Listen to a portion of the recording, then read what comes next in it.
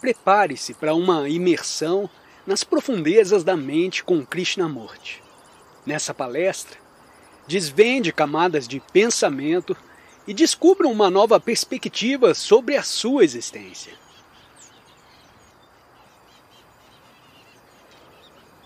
Vejo que alguns dos meus antigos amigos estão aqui e estou contente de vê-los.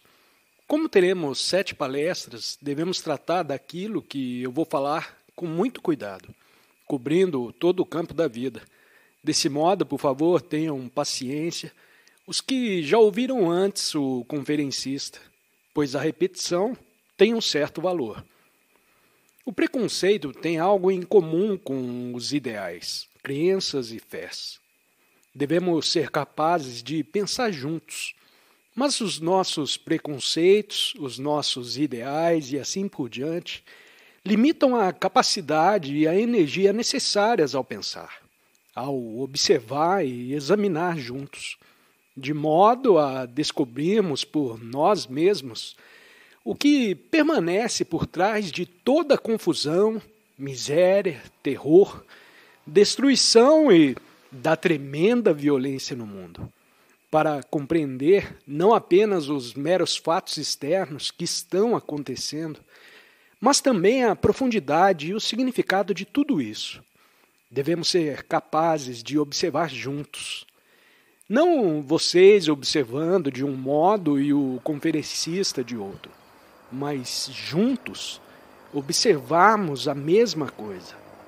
Essa observação, esse exame, deixa de ser possível se nos apegamos aos nossos preconceitos, às nossas experiências particulares e à nossa compreensão particular. Pensar juntos é extraordinariamente importante porque nós temos que fazer face a um mundo que está rapidamente se desintegrando, degenerando.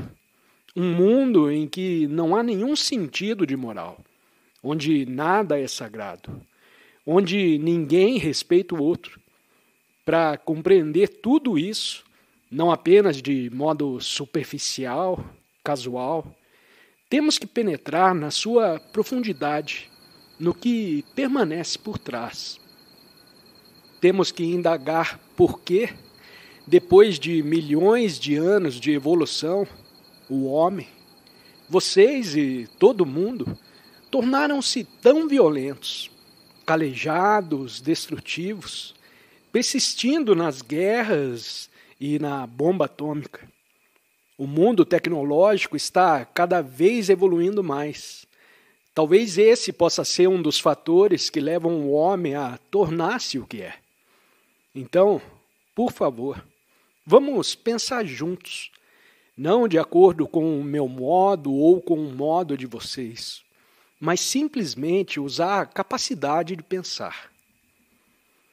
O pensamento é o fator comum de toda a humanidade.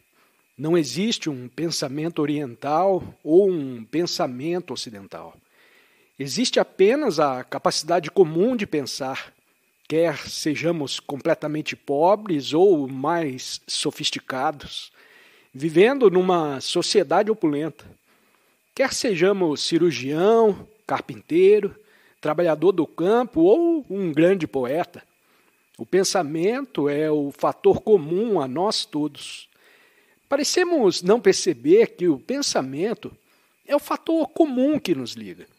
Vocês pensam de acordo com a própria capacidade, a própria energia, a própria experiência e o próprio conhecimento. O outro pensa de modo diferente, de acordo com a sua experiência e o seu condicionamento.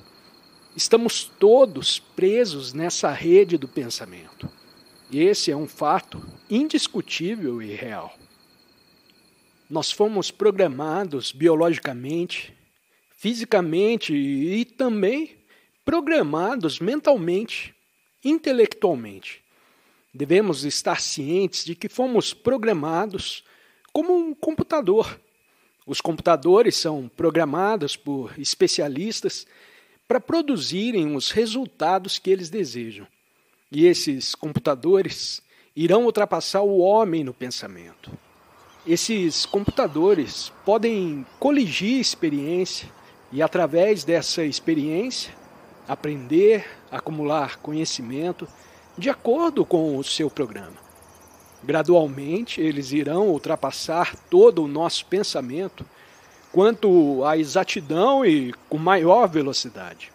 Naturalmente, eles não podem compor como Beethoven ou Keats, mas irão ultrapassar o nosso pensamento. Então, o que é o homem? Ele foi programado para ser católico, protestante, para ser italiano ou inglês e assim por diante. Durante séculos ele foi programado para acreditar, para ter fé, para seguir certos rituais, certos dogmas, programado para ser nacionalista e ir à guerra. Desse modo, o seu cérebro tornou-se tal como um computador, embora não tão capaz, porque o seu pensamento é limitado, ao passo que o computador, embora também limitado, é capaz de pensar com muito mais rapidez do que o ser humano e pode ultrapassá-lo. Estes são fatos, isto é, o que na verdade está acontecendo. Então, o que é feito do homem? Então, o que é o homem? Se os robôs e o computador podem fazer quase tudo o que o ser humano pode fazer, então qual será a futura sociedade do homem? Quando os carros podem ser construídos pelo robô e pelo computador? Provavelmente muito melhor. Então, o que será do homem como entidade social? Estamos nos defrontando com esses e muitos outros problemas. Vocês não podem mais pensar como cristãos, budistas, hindus e muçulmanos. Estamos nos defrontando com uma tremenda crise. Uma crise que os políticos jamais podem solucionar, porque eles estão programados para pensar de um determinado modo. Nem os cientistas podem compreender ou solucionar a crise. Nem o mundo dos negócios, também o mundo do dinheiro.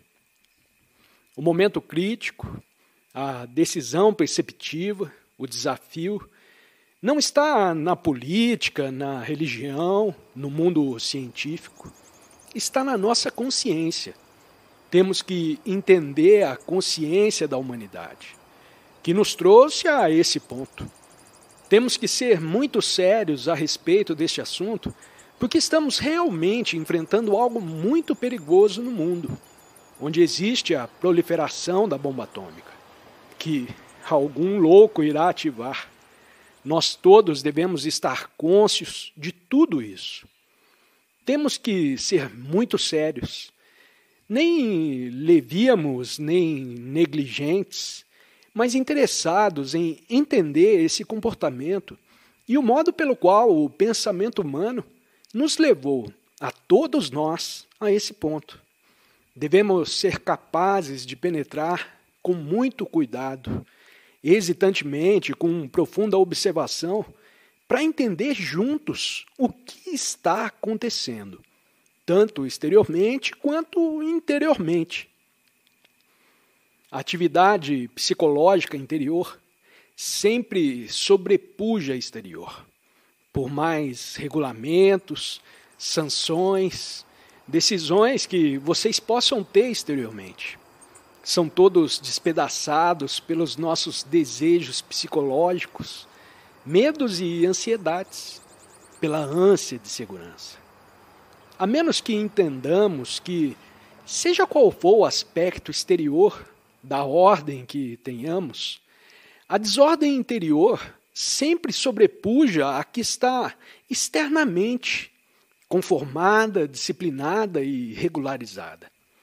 Pode haver instituições cuidadosamente construídas, políticas, religiosas, econômicas, mas seja qual for a sua construção, ao menos que a nossa consciência interior esteja em completa ordem, a desordem interior sempre sobrepujará a exterior. Temos visto isso historicamente, está acontecendo agora, de frente dos nossos olhos. E esse é um fato. O momento decisivo está na nossa consciência. A nossa consciência é um caso muito complicado. Já se escreveram muitos volumes a seu respeito, tanto no Oriente quanto no Ocidente. Não estamos cônscios da nossa própria consciência. Para examinar essa consciência em toda a sua complexidade, temos que ser livres para olhar, para estarmos cônscios do seu movimento, sem nenhuma escolha. Não é que o conferencista esteja dirigindo vocês para olharem ou ouvirem todo o movimento interior da consciência de um determinado modo. A consciência é comum a toda a humanidade. No mundo, todo homem sofre, tanto interna quanto externamente. A ansiedade, incerteza, todo o desespero da solidão. A insegurança, ciúme, ganância, inveja e sofrimento. A consciência humana é um todo. Não é a sua ou a minha consciência. Isso é lógico, sensato e racional. Para onde quer que vocês vão, em qualquer clima que vivam, sejam opulentos ou degradantemente pobres, quer acreditem em um Deus ou em alguma outra entidade, a crença e a fé são comuns a toda a humanidade. As imagens e os símbolos podem ser totalmente diferentes em vários lugares, mas eles provêm de algo comum a toda a humanidade. Essa não é apenas uma afirmação verbal. Se vocês a tomarem como uma afirmação verbal, como uma ideia, um conceito, então vocês não verão a sua profunda significação. A significação é a de que a sua consciência é a consciência de toda a humanidade. Porque vocês sofrem, são ansiosos, solitários, inseguros, confusos, exatamente como os outros, embora eles vivam a 10 mil milhas de distância. A percepção disso, o sentimento no mais íntimo é totalmente diferente da mera aceitação verbal. Quando vocês compreendem que são o resto da humanidade, isso traz uma tremenda energia. Vocês atravessam a estreita trilha da individualidade, o estreito círculo do eu e você, do nós e eles. Estamos examinando juntos essa consciência bastante complexa do homem. Não do homem europeu, do homem asiático ou do homem do Oriente Médio, mas esse movimento extraordinário no tempo que tem se perpetuado na consciência por milhões de anos. Por favor, não aceitem o que o conferencista está dizendo. Se assim o fizerem, isso não terá valor algum. Se vocês não começarem a duvidar, a questionar, sendo céticos para indagar, se vocês se prenderem à sua própria crença particular, à fé, experiência ou ao conhecimento acumulado, então vocês reduzirão tudo a uma espécie de coisa insignificante, com muito pouco sentido. Se assim o fizerem, não estarão fazendo face ao tremendo problema com que o homem se depara. Temos que perceber o que é a nossa verdadeira consciência. O pensamento e tudo o que o pensamento formou faz parte da nossa consciência.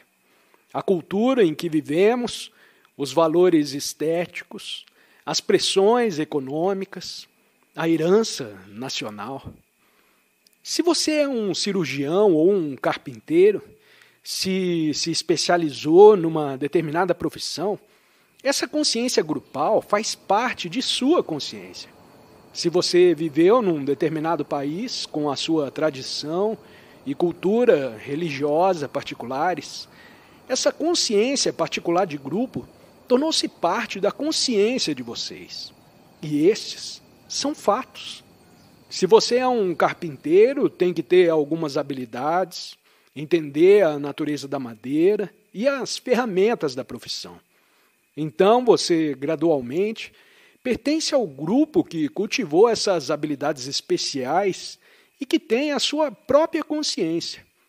Do mesmo modo, o cientista, o arqueólogo, assim como os animais, têm a sua própria consciência particular de grupo.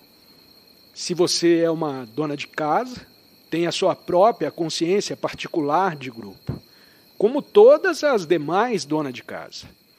A permissividade espalhou-se pelo mundo todo e ela começou no extremo ocidente e espalhou-se pelo resto do mundo. Esse é um movimento de consciência grupal.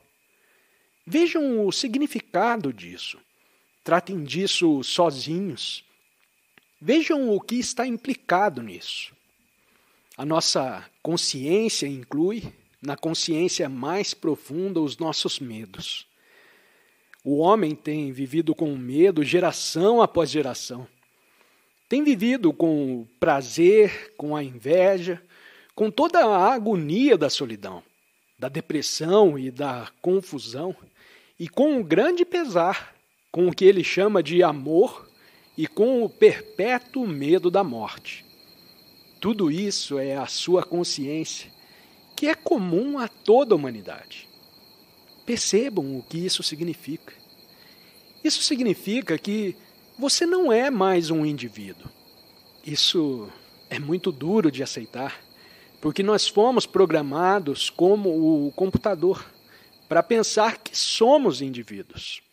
Fomos programados religiosamente para pensar que temos almas separadas de todos os demais.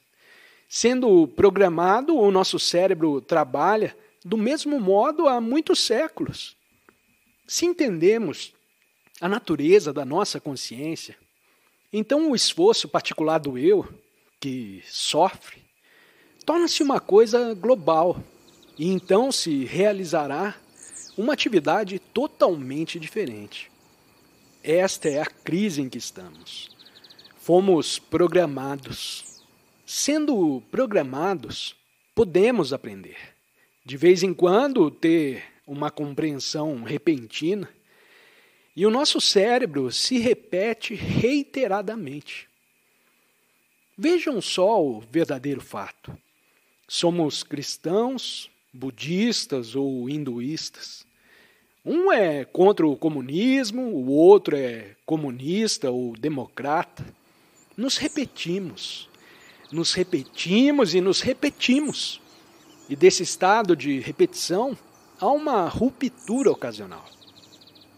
Desse modo, como pode o ser humano, que na realidade é o restante da humanidade, como pode ele enfrentar esta crise, esse momento de decisão? Como você, como ser humano que evoluiu milênios e milênios, pensando como um indivíduo, que na verdade é uma ilusão, enfrentará um momento de decisão, vendo o que é na realidade e, nessa própria percepção, mudar totalmente para uma outra direção. Vamos entender juntos o que quer dizer olhar. Olhar para a realidade do pensamento. Todos vocês pensam e é por isso que estão aqui. Todos vocês pensam e o pensamento se expressa por palavras ou por meio de um gesto, de um olhar, de algum movimento corporal. Sendo as palavras comuns a cada um de nós entendemos através dessas palavras o significado do que está sendo dito. No entanto, o pensamento é comum a toda a humanidade. É uma coisa muito extraordinária quando a descobrimos. Pois então vemos que o pensamento não é o nosso pensamento. É pensamento. Temos que aprender a ver as coisas como elas são na realidade. Não como vocês são programados para olhar. Vejam a diferença. Podemos nos libertar de sermos programados em olhar? Se você olha como um cristão, democrata, comunista, socialista, católico ou protestante, que são todos vários preconceitos, então você não será capaz de entender a enormidade do perigo, a crise que estamos enfrentando. Se vocês pertencem a um determinado grupo, seguem um determinado guru, ou estão entregues a uma determinada forma de ação, então, porque foram programados, serão incapazes de olhar para as coisas como elas são na realidade. Somente se vocês não pertencerem a nenhuma organização, a nenhum grupo, a nenhuma religião ou nacionalidade em particular, é que poderão realmente observar. Se vocês acumularam um grande conhecimento dos livros e da experiência, as suas mentes já foram preenchidas. Os seus cérebros estão repletos de experiência, das suas tendências particulares e assim por diante. Tudo o que lhes vai impedir de olhar. Podemos nos libertar de tudo isso para olhar o que na realidade está acontecendo no mundo?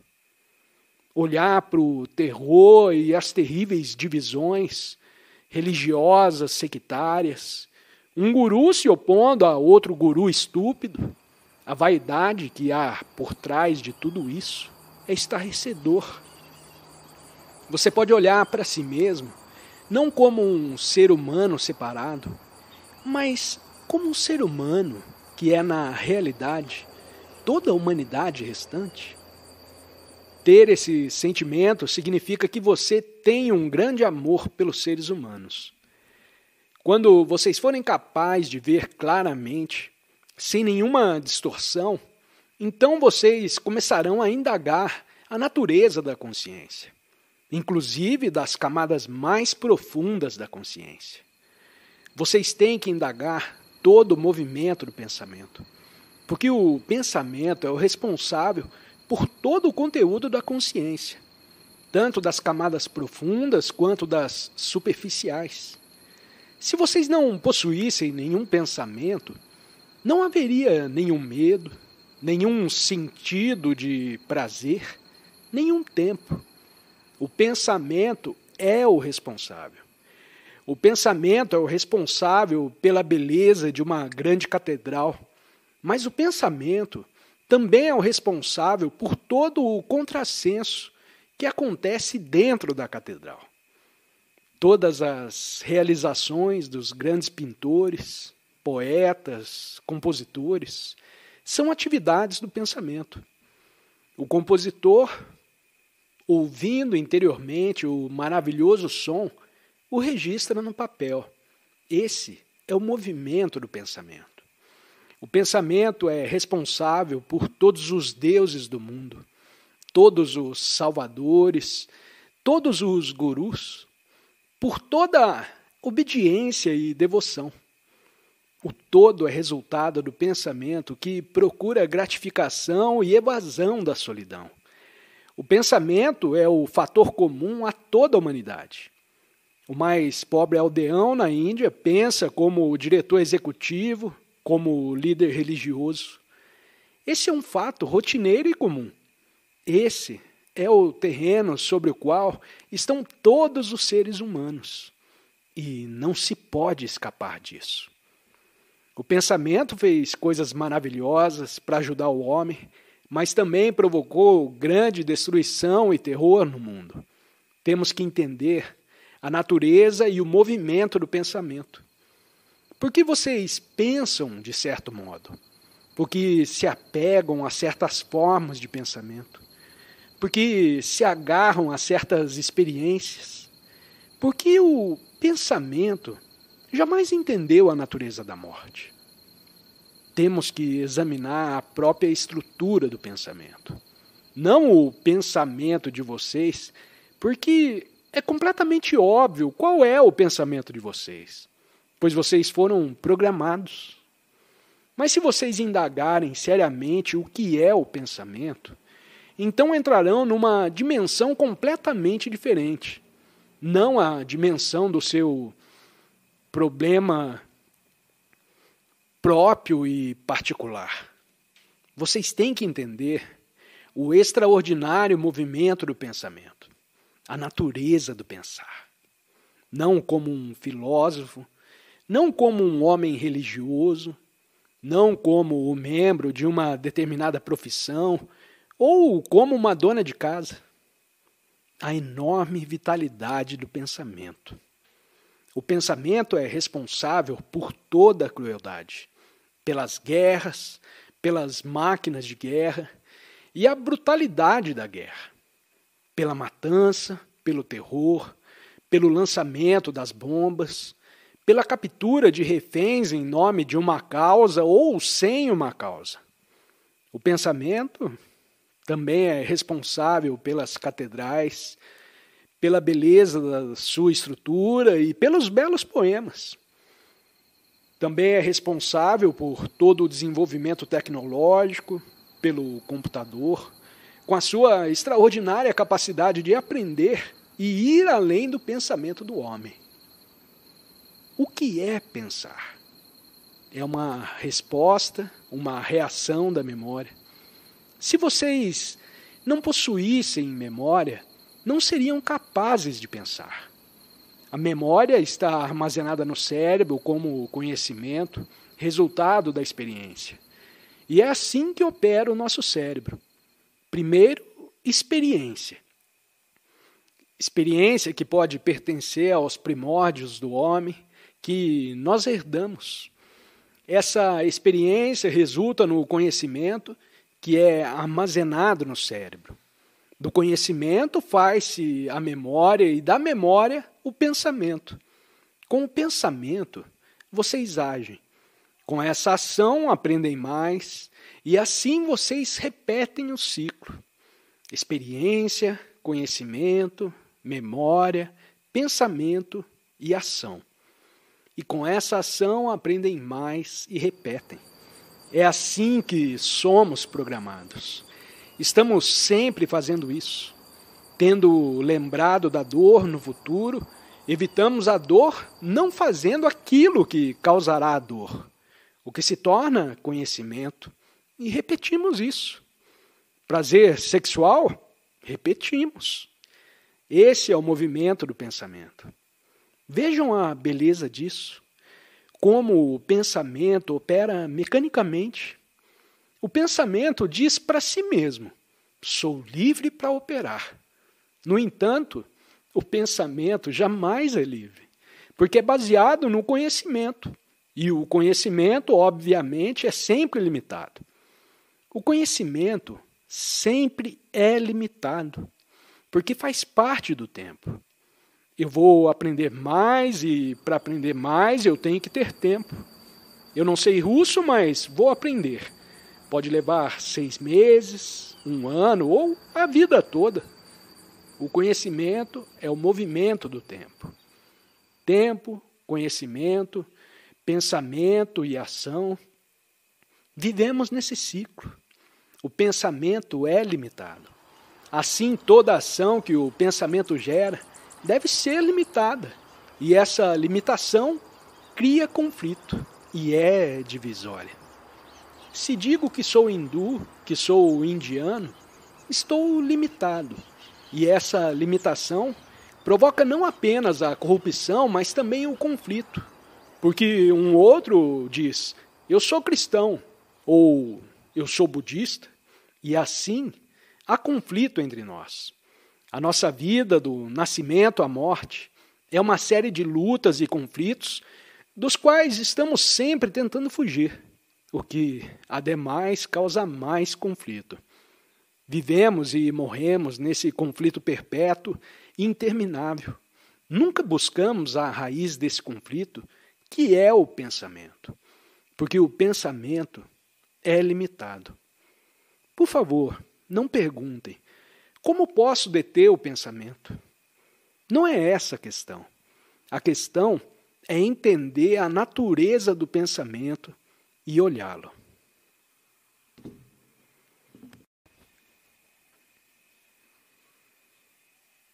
Temos que considerar juntos se o cérebro, que agora opera apenas parcialmente, tem a capacidade de funcionar inteiramente e completamente. Agora estamos usando apenas uma parte dele, o que podemos observar por nós mesmos. Podemos perceber que a especialização que pode ser necessária produz o funcionamento de apenas uma parte do cérebro. Se somos cientistas nos especializando nessa matéria, naturalmente apenas uma parte do cérebro funciona. Se somos matemáticos, dá-se o mesmo. No mundo moderno temos que nos especializar e estamos perguntando se, mesmo assim, é possível permitir ao cérebro que opere inteiramente e completamente. E outra pergunta que fazemos é a seguinte: o que vai acontecer com a humanidade, com todos nós, quando o computador sobrepujar o homem no pensamento, em exatidão e rapidez, como dizem os especialistas? Com o desenvolvimento do robô, o homem terá apenas talvez 2 horas de trabalho por dia. Isso poderá acontecer num futuro previsível. Então, o que fará o homem? Será ele absorvido pelo campo da diversão? Isso já está acontecendo. Os esportes estão se tornando mais importantes. Existe o assistir à televisão e existem as variedades de entretenimento religioso. Ou ele se voltará para o interior, o que não é um entretenimento, mas algo que exige grande capacidade de observação, exame e percepção não pessoal. Estas são as 2 possibilidades. O conteúdo básico da nossa consciência humana é buscar o prazer e evitar o medo. Estará a humanidade cada vez mais seguindo o entretenimento? Esperamos que essas reuniões não sejam uma forma de entretenimento. Agora, pode o cérebro ser totalmente livre para funcionar inteiramente? Porque qualquer especialização ou seguir qualquer caminho, uma determinada rotina habitual ou modelo, inevitavelmente implica que o cérebro está funcionando parcialmente e, portanto, com energia limitada. Vivemos numa sociedade de especialização.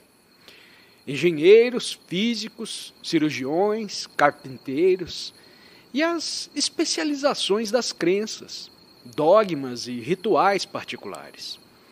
Certas especializações são necessárias, tais como a do cirurgião ou a do carpinteiro.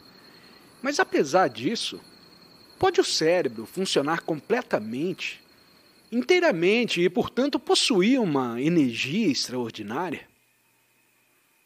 Esta é, acho, uma questão muito séria, a qual temos que indagar juntos. Se observarmos a nossa própria atividade, descobrimos que o cérebro funciona de modo muito parcial, fragmentariamente, resultando que a nossa energia torna-se cada vez menor à medida que envelhecemos. Biologicamente, fisicamente, quando somos jovens, somos cheios de vitalidade. Mas ao sermos instruídos e depois seguimos um modo de vida que necessita de especialização, a atividade do cérebro torna-se reduzida, limitada e a sua energia torna-se cada vez menor. Embora o cérebro possa ser obrigado a ter uma determinada forma de especialização, não especialização religiosa, porque isso é superstição, como o cirurgião, por exemplo. Será que ele também pode operar integralmente? Ele só pode operar integralmente com a tremenda vitalidade de 1 milhão de anos, quando é completamente livre. A especialização que agora é necessária para fazer a vida pode não ser necessária se o computador assumir o comando. Ele não assumirá o comando da cirurgia, obviamente, não assumirá o sentimento da beleza, como quando olhamos para as estrelas à noite. mas pode assumir totalmente o comando de outras funções. Pode o cérebro humano ser totalmente livre, sem qualquer forma de ligação? Ligação a determinadas crenças, experiências e assim por diante? Quando o cérebro está ocupado com problemas, com especialização, com um modo de vida, ele está numa atividade limitada. Mas quando o computador assumir o comando, essa atividade se tornará cada vez menor e, portanto, gradualmente irá se deteriorando. Isso não é uma coisa para o futuro, está realmente acontecendo agora, se observarmos a nossa própria atividade mental. Pode a consciência de vocês, com seu conteúdo básico de medo, da busca do prazer, com todas as implicações do pesar, da dor e do sofrimento, sendo magoado interiormente, assim por diante, tornar-se totalmente livre. Podemos ter outras formas de consciência. Consciência de grupo, consciência racial, consciência nacional. A consciência do grupo católico, do grupo hindu e assim por diante. Mas, basicamente, o conteúdo da nossa consciência é o medo, a busca de prazer e a dor resultante, o sofrimento e, por fim, a morte. Isso compreende o conteúdo central da nossa consciência. Estamos juntos, observando todo o fenômeno da existência humana, que é a nossa existência. Somos a humanidade porque a nossa consciência, seja de um cristão que vive no mundo ocidental, a de um muçulmano no Oriente Médio, ou a de um budista no mundo asiático, é basicamente o medo, a busca do prazer e a interminável carga de dor, mágoas e sofrimento. A nossa consciência não é pessoal. Isso é muito difícil de aceitar porque fomos tão condicionados, tão instruídos que resistimos ao fato real de que não somos, de modo algum, indivíduos. Nós somos a humanidade toda. Essa não é uma ideia romântica, não é um conceito filosófico, não é absolutamente um ideal. É um fato, se examinarmos cuidadosamente. Assim, temos que descobrir se o cérebro pode ficar livre do conteúdo da sua consciência. Senhores, por que os senhores ouvem o conferencista? Será que é porque, ouvindo o conferencista, estão ouvindo a si mesmos? É isso que está acontecendo? O conferencista está apenas fazendo uma observação, agindo como um espelho, no qual vocês veem a si mesmos, veem a realidade da sua própria consciência. Não é a descrição que o conferencista está observando, o que se torna apenas uma ideia se vocês nada mais fizerem do que acompanhá-la. Mas se, através da descrição, vocês mesmos perceberem realmente o estado de suas mentes, a sua própria consciência, então ouvir o conferencista tem uma certa importância. E se no final dessas palestras vocês disserem para si mesmos, eu não mudei por quê? É culpa sua. Você falou, talvez durante 50 anos, e eu não mudei. Será culpa do conferencista? Ou se dizem, eu não fui capaz de pôr em ação isso. Naturalmente é culpa do conferencista. Então vocês se tornam cínicos e fazem todas as espécies de coisas absurdas. Assim, por favor, tenham em mente que estão ouvindo não tanto o conferencista, como olhando para a sua própria consciência. Através da descrição feita por meio das palavras, que é a consciência de toda a humanidade. O mundo ocidental pode acreditar em determinados símbolos religiosos e rituais. O mundo oriental faz o mesmo.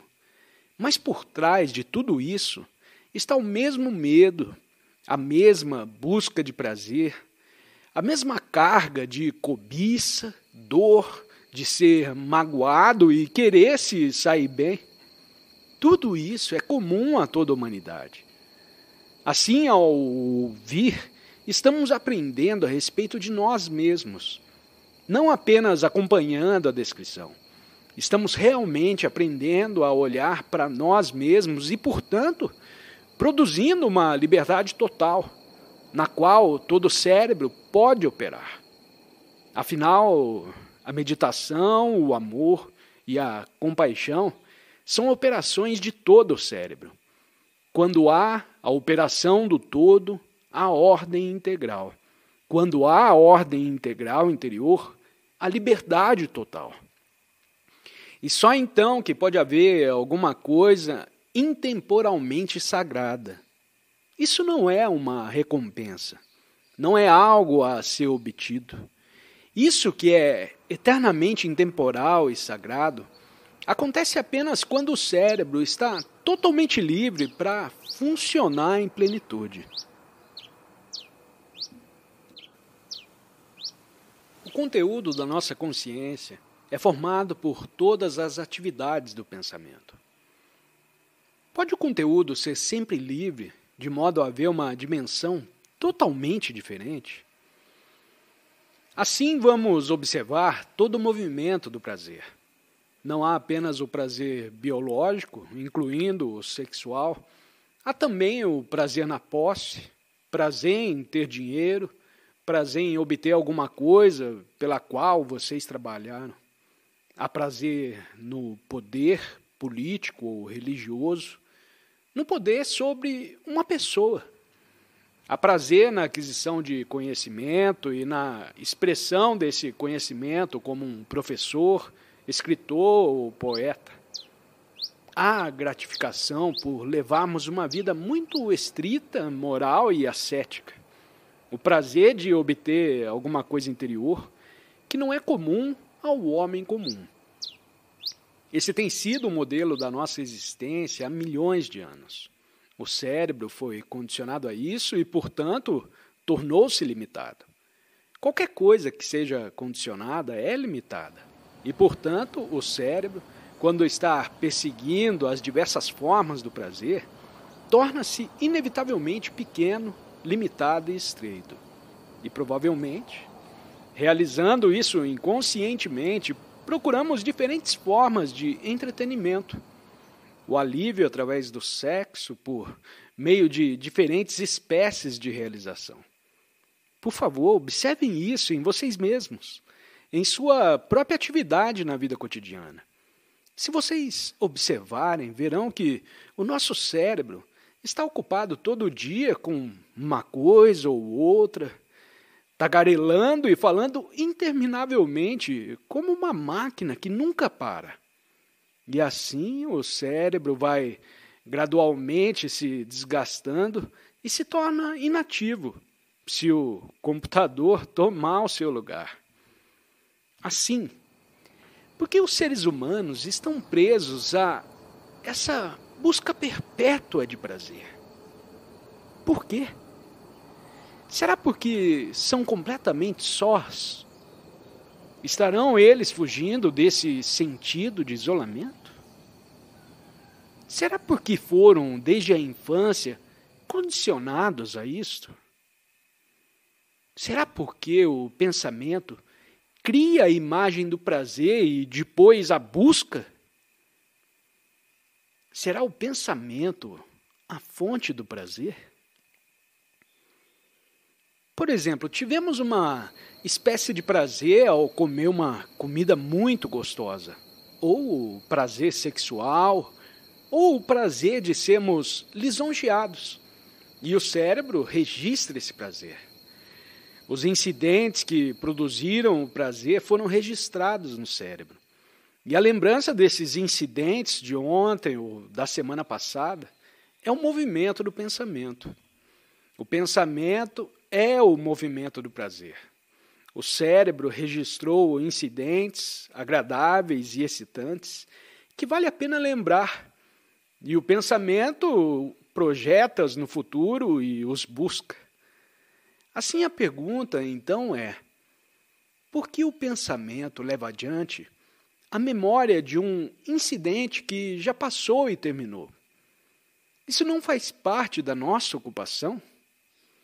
Um homem que quer dinheiro, poder, posição, está perpetuamente ocupado com isso.